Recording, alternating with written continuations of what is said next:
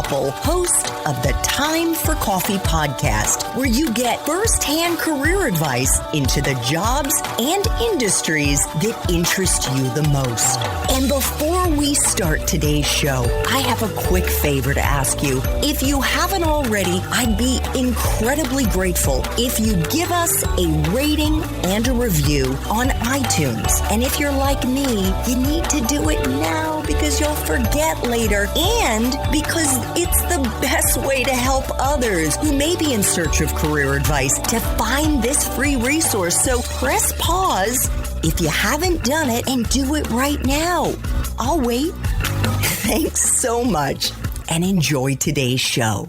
Hey there, Java Junkies. Welcome to another K-Cup mini episode of Time for Coffee. By the way, K-Cups come in 3 sizes, single, double, and triple shots, or roughly 1 minute, 5 minutes, or 10 minutes in length. So if you don't have time to throw back an entire caffeinated career conversation, these K-Cup mini episodes of T4C can give you a quick caffeinated fix, whether you're on the go or you only have a few minutes to binge. So grab your mug and take a chug, because it's time for a caffeinated career double shot K-Cup with my guest, Jerry Lee. Could you share a time in your professional life when you struggled? You've definitely been a hustler. You've definitely worked super hard. But have you ever really failed in a job-related task? And if you could share how you persevered and if there was a lesson that you learned in the process. 2 examples come to mind. And I'll choose a more recent example because I feel like this impacted me significantly more. I think once COVID hit, we had sort of been all remote first. And for me, I'm very extroverted. I love seeing people in the office. I love whiteboarding. And so when we sort of transitioned into a workforce environment, it sort of forced me to go, whoa, I definitely need to change my working style. As I was sort of going through that transition period, I noticed myself being very anxious. I would pick up on small nuances in conversations and overthink things and go, whoa, does that person really not like the work I did? Or I would have these sort of thoughts. And because I was so used to just seeing people, tapping them on the shoulder and mixed in with sort of my upbringing of, you don't want to bother people, right? Everyone's doing their own work. Just do as much as you can before you ask for help. It sort of made me feel like I wasn't in control of sort of the work I was doing. I wasn't in control of the deliverables that I was outputting. And I remember there's one project where I just overthought every little nuance. And we had told our VP that we were going to deliver this project as part of a 3-quarter plan.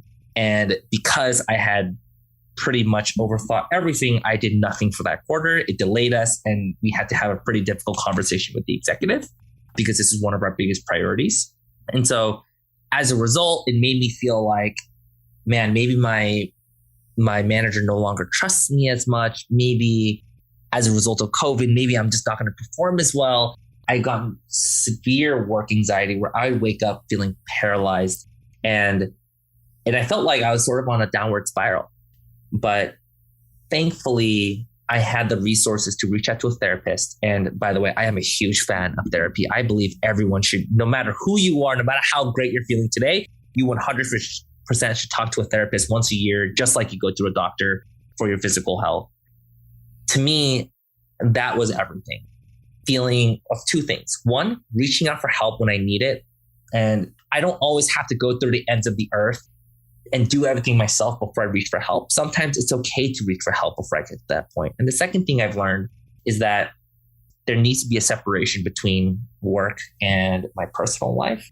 And for me, I struggle with that a lot because I've been so focused on making sure I do well in my career that I deprioritize sort of what made Jerry Jerry. So that point in my career, which I felt like was probably one of the lower points, but I took those learnings and I sort of incorporate that in my lifestyle today where I'm like, you know what, I will not have meetings before 10 a.m. I will stack my meetings on Monday, Wednesdays, and Fridays, and Tuesdays, Thursdays are my more relaxed days where I can do amazing podcasts like this. So it was sort of a very dark time for me, but as a result of this, I took those learnings and I'm like, now I have created the ideal life that works for me.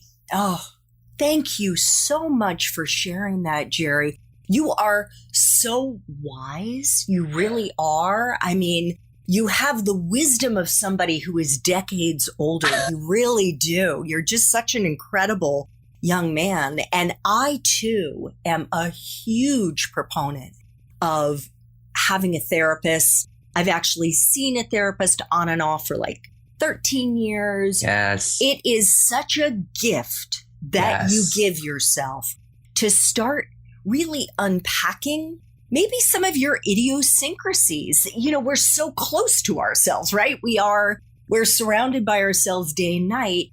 It's great to meet with somebody who isn't a relative, who isn't a friend, who has some kind of emotional connection to you, who can give you really that outsider's perspective and expert guidance to help you through some of the challenges that you're going through in your life.